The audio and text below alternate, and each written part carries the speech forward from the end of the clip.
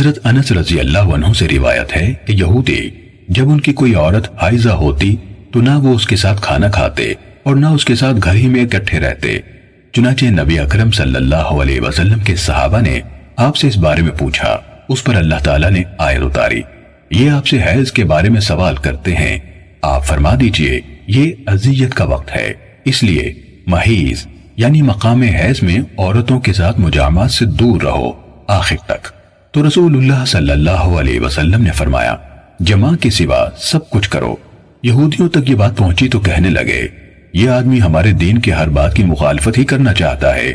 یہ سن کر اسید بن حضیر اور عباد بن بشر رضی اللہ عنہما رسول اللہ صلی اللہ علیہ وسلم کی خدمت میں حاضر ہوئے اور دونوں نے کہا، اے اللہ کے رسول، یہود اس طرح کہتے ہیں تو کیا ہم ان عورتوں سے جمع بھی نہ کر لیا کریں؟ اس پر رسول اللہ صلی اللہ علیہ وسلم کے چہرے کا رنگ بدل گیا، حتیٰ کہ ہم نے سمجھا کہ آپ دونوں سے ناراض ہو گئے ہیں۔ وہ دونوں نکل گئے۔ آگے سے رسول اللہ صلی اللہ علیہ وسلم کے لیے دودھ کا ہدیہ آ رہا تھا۔ آپ نے کسی کو ان کے پیچھے بھیجا اور ان کو بلوا کر دودھ پلایا۔ وہ سمجھ گئے کہ آپ ان سے ناراض نہیں ہوئے۔ صحیح مسلم حدیث نمبر 694۔